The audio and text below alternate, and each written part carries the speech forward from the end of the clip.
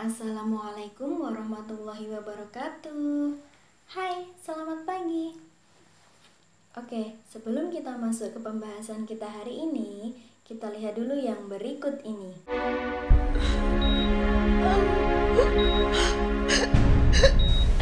Bel, kamu kenapa? Dok, dokter! Dokter tolong dok! Dok, tolong dok! Dokter!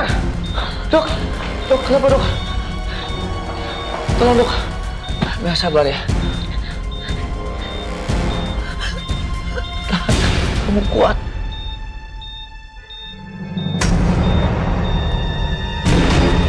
Bel?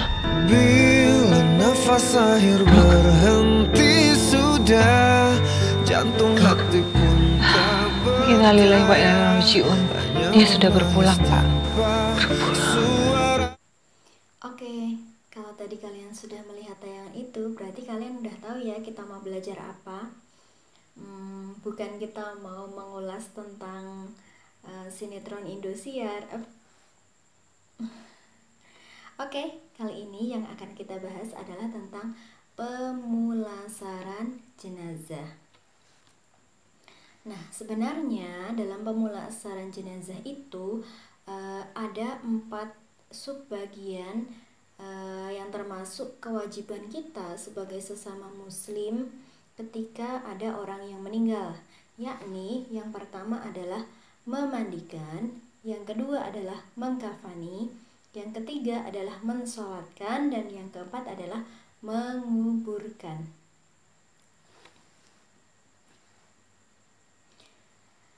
Tapi sebelum kita bahas tentang bagaimana cara kita mulai dari memandikan, mengkafani, menguburkan, dan mensolatkan, yang pertama perlu kita ketahui adalah tentang bagaimana sakaratul maut itu.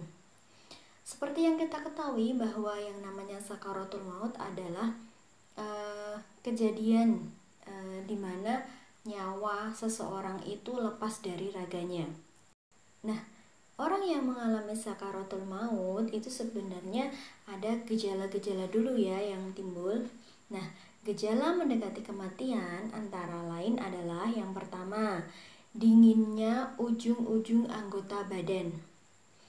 Seperti ujung tangan, ujung kaki. Kemudian rasa lemah, jadi muncul rasa lemah. Raga itu rasanya sudah melemah. Yang ketiga adalah rasa kantuk, kemudian kehilangan kesadaran. Selanjutnya adalah hampir tidak dapat membedakan sesuatu karena seperti orang linglung itu ya. Selanjutnya bingung, dan orang tersebut dalam keadaan delirium atau gangguan mental yang ditandai oleh ilusi, halusinasi, ketegangan otak, dan kegelisahan fisik. Serta orang tersebut sudah mulai kesulitan untuk menelan air liur. Kemudian aktivitas bernafas juga mulai melemah atau melambat. Kemudian hilangnya kesadaran, lelah, dan kepayahan. Nah, itu antara lain gejala-gejala orang yang sedang mengalami sakaratul maut atau mendekati kematian. Ketika ada seseorang yang menjumpai orang yang baru saja meninggal, maka hal apa yang dilakukan? Yang pertama adalah ketika matanya masih terbuka, usahakan kita tutup matanya dengan perlahan-lahan dengan mengurut pelupuk mata.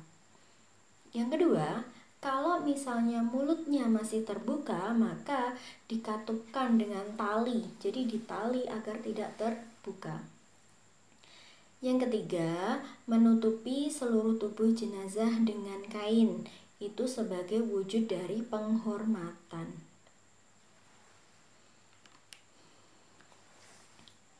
Sekarang, kategori jenazah. Jadi ada perbedaan ya antara jenazah dengan mayit. Kalau mayit itu adalah orang yang meninggal tetapi masih belum diurus selayaknya orang meninggal. Tapi kalau yang namanya jenazah itu berarti orang yang sudah meninggal kemudian diurus sebagaimana mestinya. Nah, di sini kategori jenazah itu bermacam-macam. Yang pertama, jenazah orang muslim. Ketika ada seorang muslim yang meninggal dunia, maka kewajiban yang harus dilakukan adalah 4 perkara. Yang pertama, memandikan. Yang kedua, mengkafani. Yang ketiga, mensolatkan. Dan yang keempat adalah memakamkan. Ketika ada orang yang meninggal dan orang tersebut meninggal dengan syahid, baik syahid dunia maupun akhirat, maka yang dilakukan adalah menyempurnakan kain kafan ketika pakaian yang dikenakannya kurang. Jadi misalnya ada bagian tubuh yang terbuka, maka cukup disempurnakan dengan ditambahi kain, ditutup. Yang kedua, dengan memakamkannya. Jadi orang yang meninggal syahid dunia dan akhirat itu tidak boleh dimandikan dan tidak boleh disolatkan. Kenapa? Orang itu haram dimandikan karena akan menghilangkan bekas kesyahidannya. Dan dia haram disolatkan karena apa?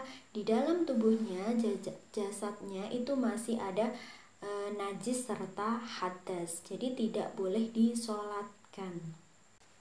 Ada juga untuk kasus bayi prematur atau bayi yang belum genap 6 bulan dalam kandungan ibunya. Nah, ketika bayi tersebut lahir tapi dalam keadaan hidup, hidup itu ditandai dengan misalnya bergerak atau menangis atau menjerit. Maka yang perlu dilakukan adalah sebagaimana seperti merawat jenazah orang dewasa. Artinya, ya dimandikan, dikafani, disolatkan, dikuburkan. Yang kedua, kalau misalnya bayi itu sudah terlahir sempurna tetapi tidak diketahui tanda kehidupan. Jadi, misalnya memang sudah terbentuk seperti bayi tetapi memang belum bernyawa atau memang sudah meninggal di dalam kandungan, maka yang harus dilakukan terhadap bayi tersebut adalah segalanya kecuali mensolatkan. Jadi dikafani, dimandikan, tetap kemudian dikuburkan, tetapi tidak disolatkan. Yang ketiga, misalnya belum berbentuk manusia. Jadi misal baru sebulan atau 2 bulan masih dalam bentuk gumpalan dan belum terbentuk seperti manusia, maka yang demikian itu tidak ada kewajiban apapun, tapi hanya disunahkan untuk membungkusnya dengan kain, kemudian memakamkannya saja. Kalau misalkan yang meninggal adalah orang kafir, bukan orang muslim, itu bagaimana? Misalkan ada kafir dhimmi yang meninggal atau orang kafir yang dia hidup damai atau berdampingan, bersikap baik dengan kaum muslimin, kemudian dia juga bersedia membayar pajak, jadi bukan kafir yang memerangi, maka kewajiban terhadap kafir tersebut adalah cukup dengan mengkafani dan memakamkan saja. Oke, itu tadi sekilas penjelasan tentang pengantar dari pemulasaran jenazah, yakni tentang peristiwa sakaratul maut dan macam-macam atau kategori jenazah. Untuk selanjutnya akan kita bahas tentang bagaimana cara memandikan jenazah, mengkafani, mensolatkan, serta menguburkan. Nah, sampai di sini dulu perjumpaan kita kali ini. Kita lanjutkan pada video pembelajaran selanjutnya. Assalamualaikum warahmatullahi wabarakatuh.